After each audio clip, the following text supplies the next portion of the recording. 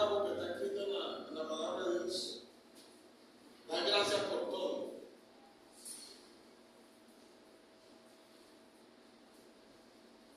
Pero también aprovecho el momento para darle gracias a Dios por su obra majestuosa en nuestras vidas. Porque Dios, a veces le decimos a Dios, Dios, quiero crecer espiritualmente. Y el momento que Dios llega para hacernos crecer, tú sabes pronto decir lo que está pasando. Dios nos está haciendo crecer, hermano. Dios nos está haciendo crecer. Y Dios se vale de muchos métodos para hacernos crecer, hermano. Y debo estar agradecido con Dios porque todo lo que acontece, a lo que vamos a Dios, conforme al propósito de Dios, hemos sido llamados, acontece para qué. Para bien, me hubiera gustado que hubieran estado todos los hermanos de aquí. Para pedirle perdón a toda la iglesia, en nombre de Jesús. Porque de pronto en algunas de mis predicaciones los he herido y reconozco que muchas veces no estamos centrados en Cristo. Y he hecho cosas que han desagradado a Dios. Y de pronto ustedes también. Y en el camino recibí muchos consejos, pero no los escuché. Me aconsejó Lidia, no lo escuché. Me aconsejaba a mi mamá, no la escuché. Mi esposo me aconsejaba, tampoco. Eran los mismos consejos. Antonio me aconsejaba, tampoco. Dylan también me aconsejó, tampoco lo escuché. Pero Dios va viendo todo, no escucha a nadie, yo voy a hacer que escuche. Y listo, hermano, escuché. Y entonces es como si a veces somos ciegos a lo malo que estamos haciendo. Y todos se dan cuenta, menos que lo está haciendo, hermano. Y Dios nos manda el aviso y nosotros nada. Entonces dice el Señor, bueno. Y eso nos deja ver que los propósitos de Dios se cumplen, hermano. Todo se cumple. Todo, hermano. Que Dios nos escogió para llevarnos a una vida de tal forma que lo agrademos a Él, no va a llevar por ese camino para agradarnos. Así que mis predicaciones de hoy en adelante van a estar más centradas en la Escritura, hermano. ¿Yo? Voy a estar más centrado todavía, hermano. Y vamos a continuar con la enseñanza del libro de la carta primera de Juan. Hemos pasado por el capítulo 1, capítulo 2, hemos entrado al capítulo 3. Estamos en el capítulo 3, versículo del día 24.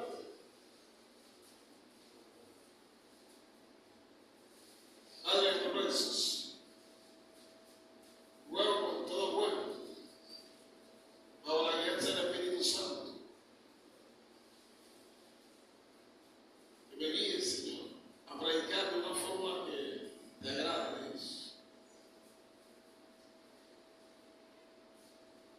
Padre, de tal forma que seas tú hablando a la iglesia, Dios, a nuestros corazones, Dios, a nuestra vida, Padre.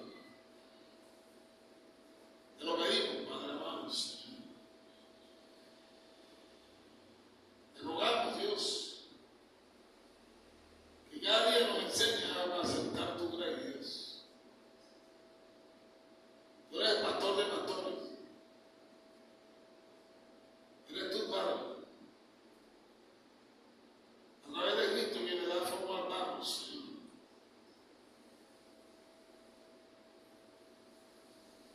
Sabemos que tú quieres lo mejor para nosotros, Dios.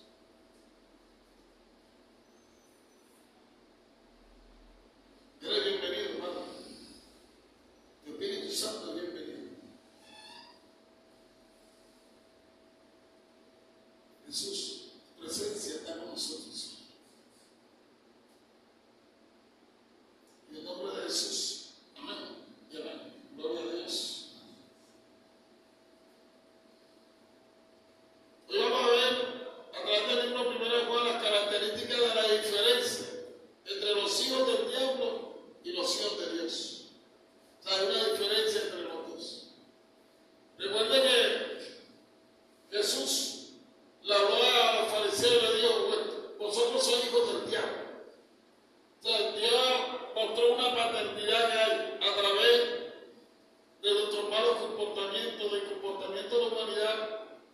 son hijos del diablo y otros son hijos de Dios. O sea, que debe haber una diferencia entre los hijos de Dios y los hijos de Satanás. En el capítulo 3 de Primera de Juan,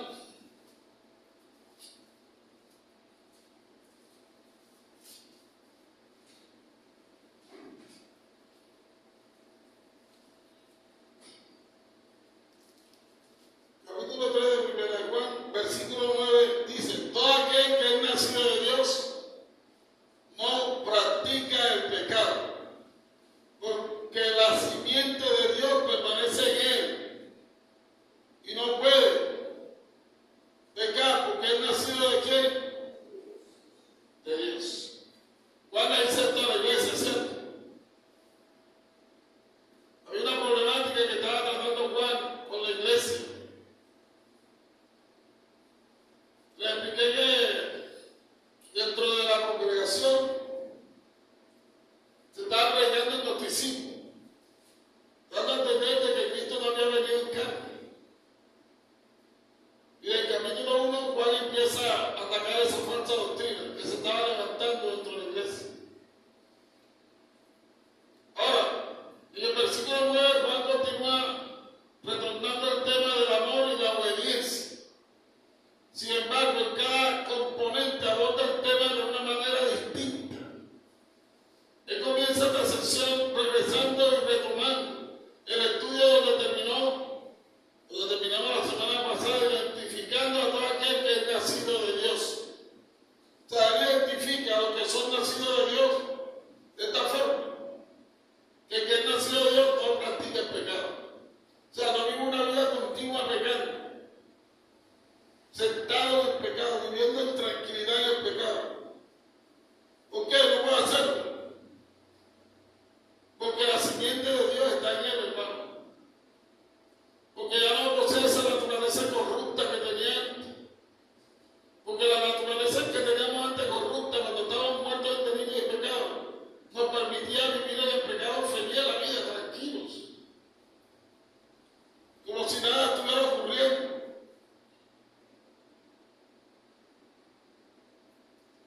Ahora, la característica de los hijos de Dios, según el versículo 10, en esto se manifiestan los hijos de Dios y los hijos del diablo. Todo aquel que no hace justicia y que no ama a su hermano no es de Dios.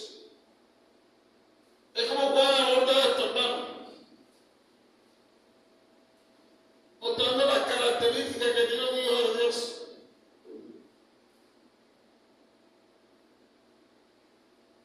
¿Y cuál es esa?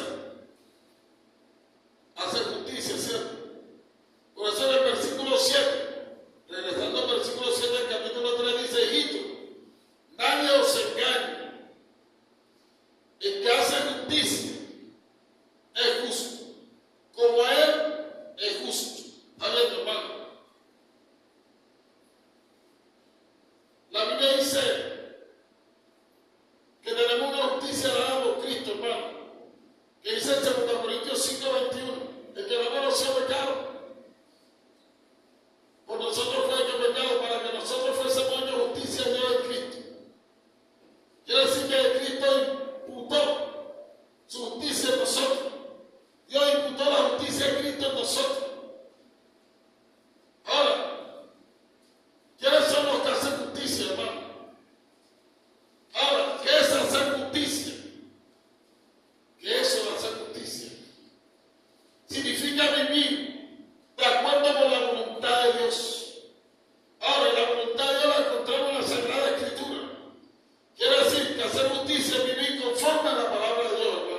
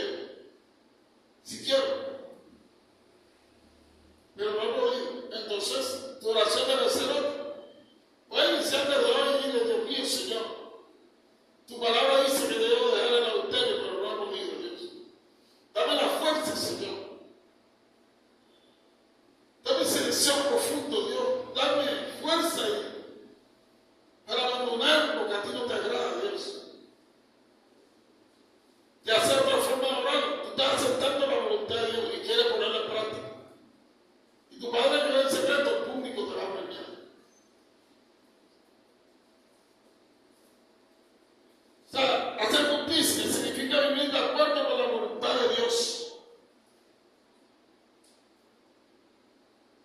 Entonces nosotros a través de esto podemos ver si nosotros estamos haciendo justicia, si estamos viviendo conforme a la voluntad de Dios, si estamos actuando en rectitud, equidad y generosidad, si somos equitativos, hermano.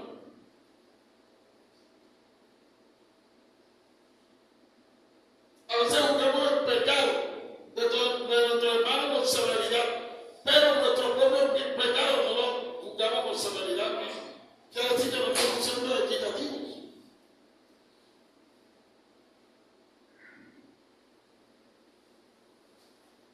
Debemos actuar en rectitud, hermano, eso es hacer justicia, en equidad y generosidad.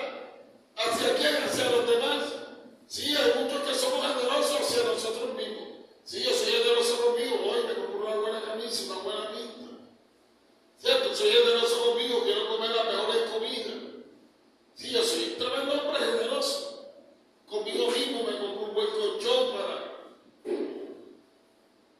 porque me duele la espalda y me compro un buen colchón y compro un aire acondicionado, porque no. ¿Y usted es generoso? Claro, soy generoso. Yo me compro todo lo que necesito, lo que deseo. Que tú eres generoso para contigo mismo, pero yo te hablo de una generosidad para con tu prójimo. Eres generoso con tu prójimo. De pronto algún día has ido a visitar a tu prójimo. De pronto tu hermano en la fe ya ha llegado y te das cuenta que ahí no hay silla donde sentarse. De pronto tú la próxima semana te presentas con 2 sillas. Estás siendo generoso con tu prójimo. Eso hace justicia, hermano, poner en práctica la generosidad hacia los demás, hermano. A veces no somos generosos, hermano. A veces no ponemos en práctica la generosidad hacia los demás. ¿Por qué?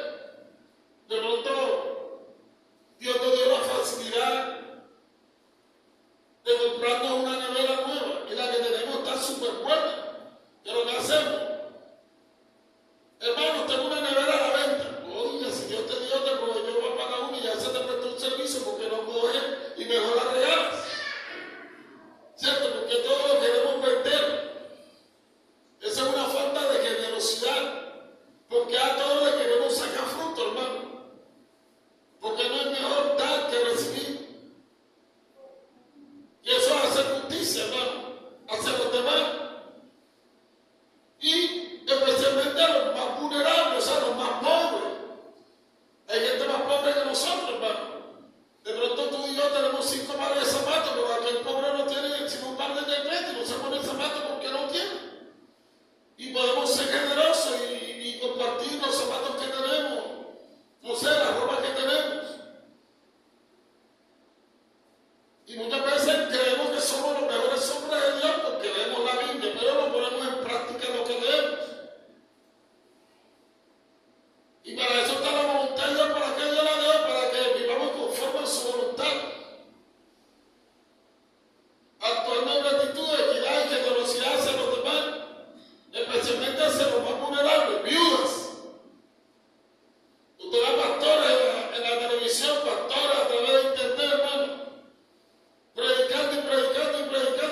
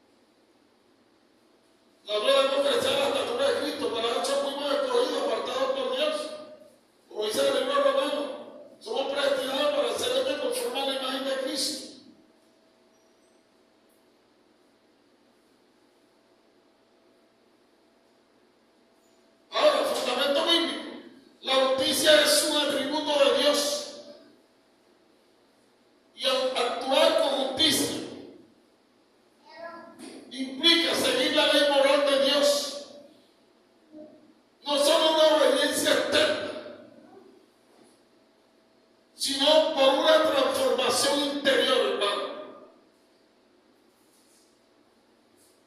Debemos ir a la presencia de Dios, hermano, a decirle que haga una transformación interna en nosotros.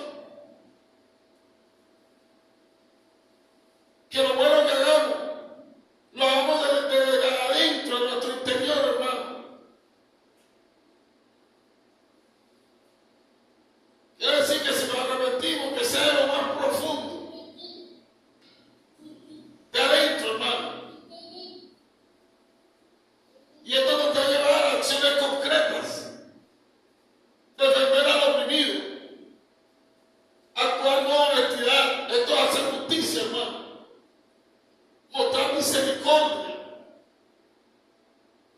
y tratar a todos con dignidad. A veces tratamos con dignidad a los pastores y a los que hemos mejor vestido. O tratamos con dignidad a unos cuantos hermanos, a otros no nos tratamos con dignidad. Pero no se nos debe olvidar que todos somos creados a la imagen de Dios. Y algunos hombres, ¿cierto? Todos nosotros la imagen de Dios se deterioró, hermano. Pero Dios la está restaurando. Y a aquellos que todavía no han empezado a restaurar su imagen, también lo debemos tratar con dignidad, hermano. Y podemos ver en el libro del profeta Miqueas,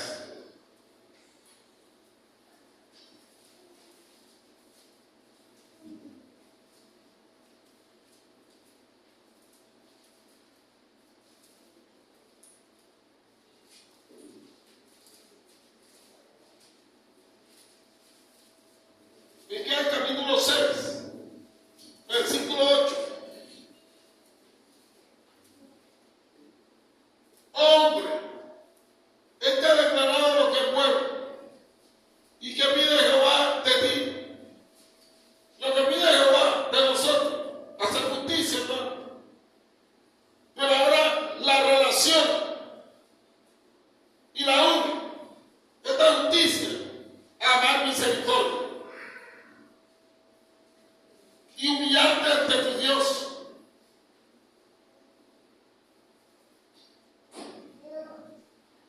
Humillarnos ante Dios, hermano. Miqueas une justicia con misericordia y amor, indicando que la justicia bíblica no es fría ni meramente punitiva, sino que busca restaurar y sanar. En resumen, hacer justicia es amar al prójimo, hermano. Y amarlo rectamente. Porque hay muchas personas por ahí en el mundo que aman al prójimo. Sí, aman a la vecina de su casa. Aman a la mujer ajena. Aman al hombre ajeno. No es amor del que está hablando de la palabra de Dios. Hacer justicia es amar al prójimo con rectitud, hermano.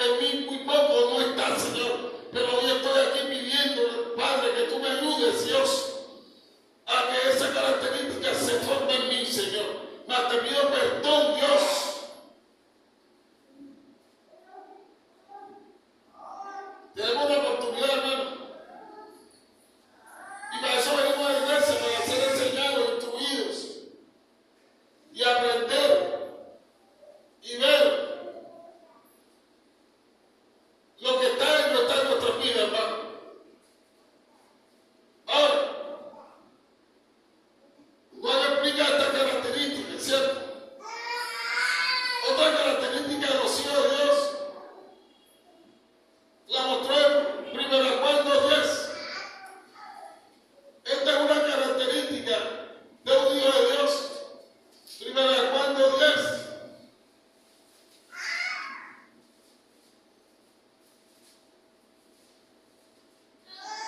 El que ama a su hermano permanece en la luz y en él no hay que tropiezo. Esta es otra característica de un hijo de Dios. Ama a su hermano.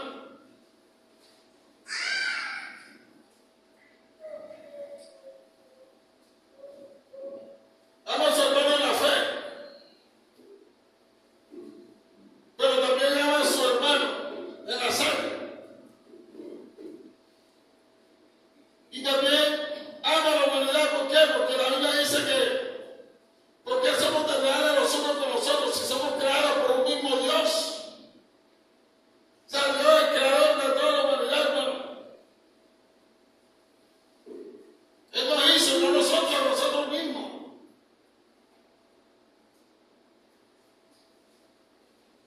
Igual lo dice aquí, hermano. El que ama a su hermano permanece en la luz y en él no hay tropiezo. Quiere decir que el que no ama a su hermano está en tinieblas y en él sí hay tropiezo, hermano. Entonces, hermano, cuando Dios dijo, pedid y se os dará a través de Cristo, buscad y encontrarás, que todo se abrirá. Pedid, pero no sabe pedir porque pedimos la vanidad. La misma Biblia nos instruye. ¿Qué es lo que usted y yo debemos pedir? Si usted ve que esta característica no está en usted qué debe hacer? Ir a la presencia de Dios.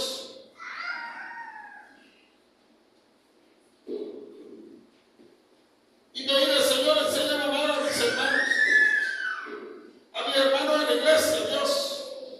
Enséñame a amarlos. Porque te digo la verdad, te lo confieso, Padre, no los amo. ¿Qué quiere Dios? Sinceridad en nuestra oración, hermano. Que seamos sinceros con Él, porque Él no me lo hace nada, tú no me puedes engañar, ni yo tampoco. Entonces debemos de hablarle con sinceridad, Señor. La verdad, yo no amo a mi hermano, como dice la Biblia, Señor. Pero quiero hacerlo, Dios, porque quiero ser obediente a tu palabra. Y tu Padre que ve en secreto, el público te premia, hermano. Cuando tú menos te das cuenta, tú sientes amor por todos los hermanos. Y es cuando tú dices, Dios mío, respondiste mi oración, Padre, y no me di ni cuenta.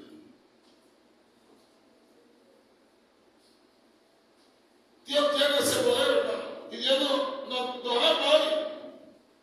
Es porque Dios quiere restaurar toda nuestra vida. Dios quiere transformar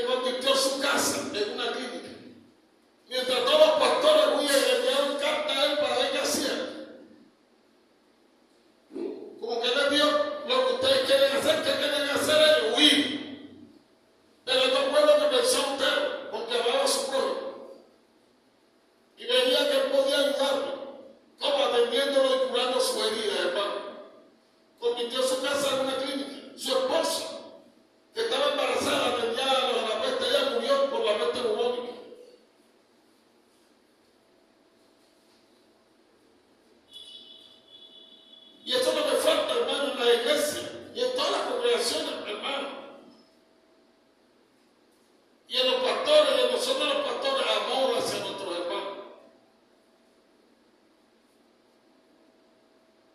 Y por eso Dios nos permite vivir tantas situaciones.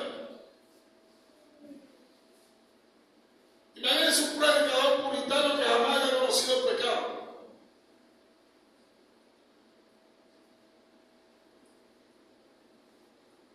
Nosotros podemos entender que es que una persona salga del adulterio, salga de la fornicación, lo difícil que es. Todas las lágrimas que le toca derramar, hermano, y todo el apoyo que necesita. Y a veces nosotros hemos sido indiferentes a eso.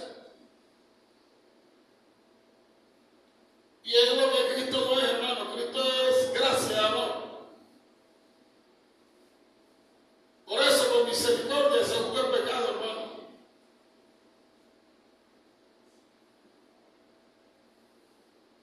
Y esa es una de las pocas características, hermano. Los que aman a su hermano. Debemos amar a nuestros hermanos. Una característica principal de un hijo de Dios es el amor, hermano. Porque es una de las características principales de Cristo. Dios es un Dios de amor. El amor se personificó y vino a la tierra, hermano. Y caminó entre las calles de Jerusalén, derramando amor por donde iba.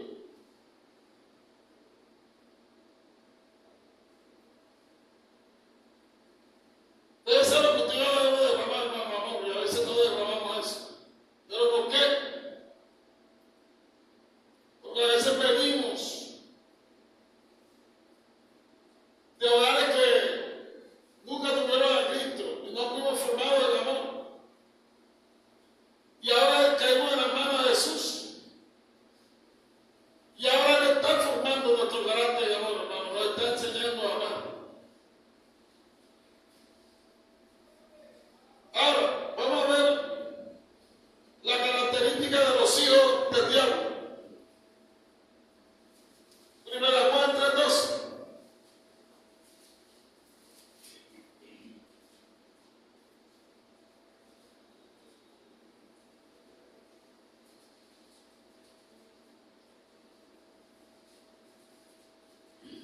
Característica de los hijos del diablo. Dice, no como Caín, que era de quién? Del maligno. O sea, Caín era del maligno.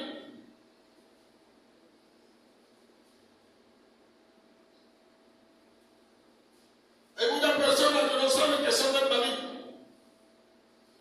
Y hay unas personas que creen que son de Dios, pero no son de Dios. Jesús se lo tuvo que hacer ver de Dios. Vosotros sois hijos de vuestro padre el diablo. Porque ellos creen que como descendientes de Abraham, entonces eran hijos de Dios. Pero sus obras estaban demostrando que ellos no eran hijos de Dios. Jesús le dijo, porque queréis matarme.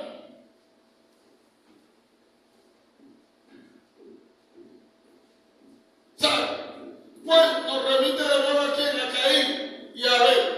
Génesis 4, versículo del 1, hermano. ¿Cuánto envía aquí a Caín, hermano?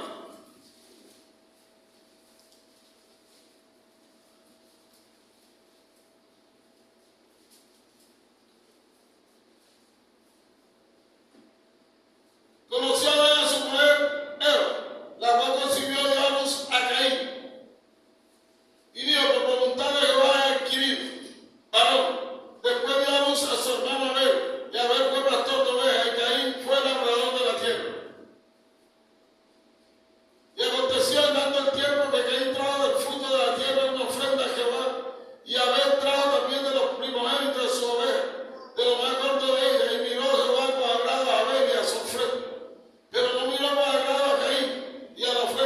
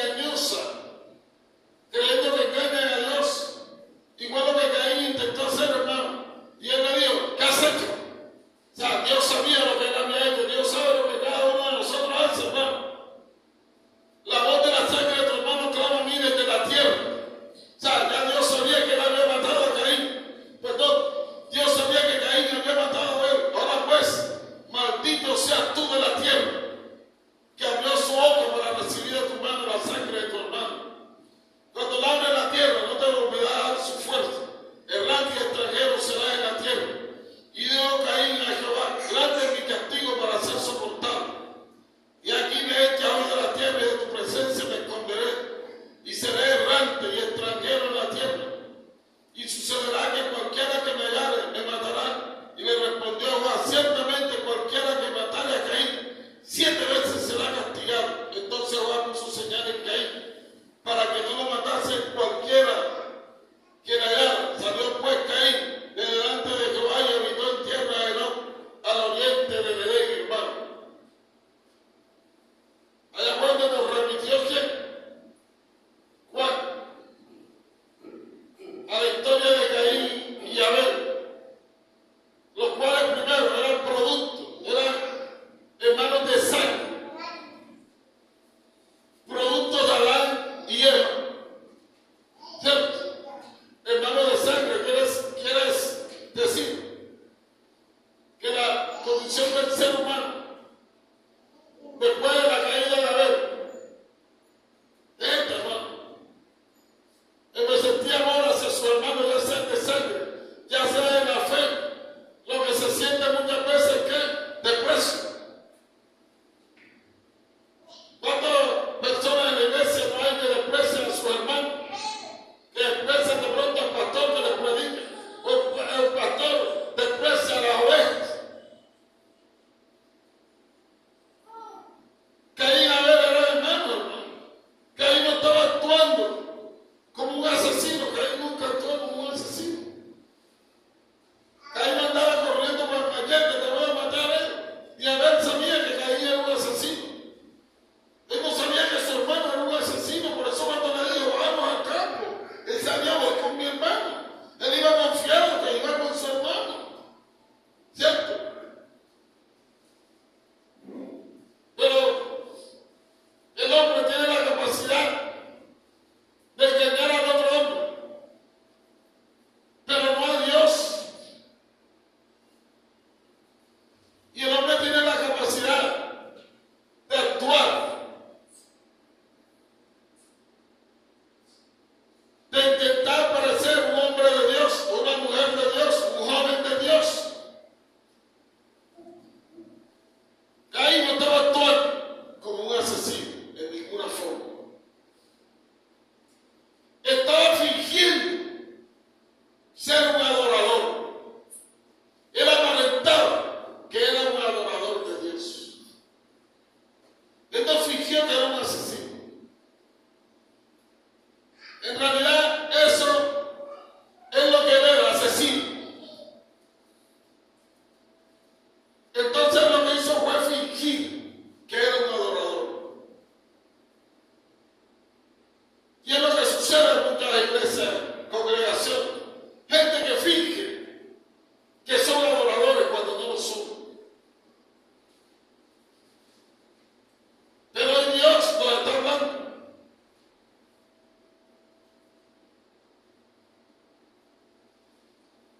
Que vayamos a su presencia, que tiene el poder para transformar, para cambiar, para restaurar, para hacer de nosotros unos verdaderos adoradores en espíritu y en verdad. ¿Por qué? Porque tales adoradores están buscando a Dios que le adoren, hermano.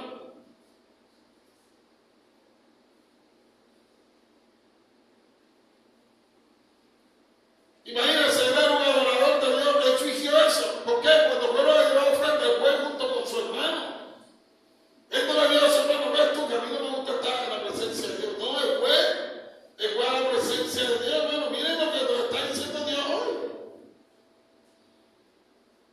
Él fue a la presencia de Dios, hermano. O sea, lo quiero que usted vea quién es el ser humano. La Biblia da a conocer al hombre. ¿Quién es el ser humano? Hasta donde usted y yo podemos llegar, hermano. Lo importante que es usted y yo estemos con sinceridad en la presencia de Dios y le digamos a Dios todo lo que tenemos, hermano, para que Dios nos limpie, hermano.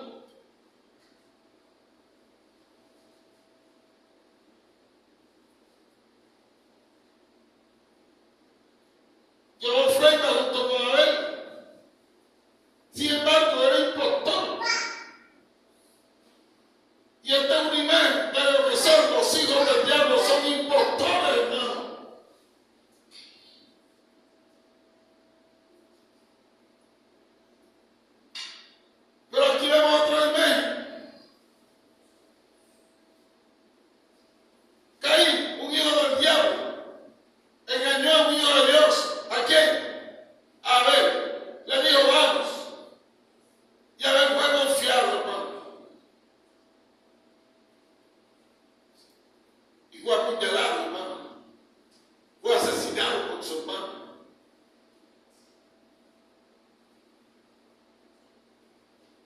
¿Será que a Abel le faltó discernimiento? ¿Será que Abel no pudo percibir que era su hermano?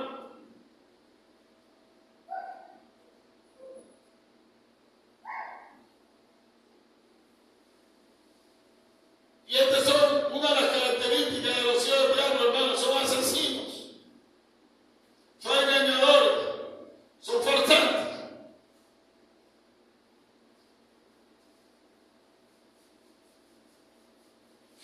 El padre espiritual de Caín, ¿quién era? Satanás. Juan 8:44.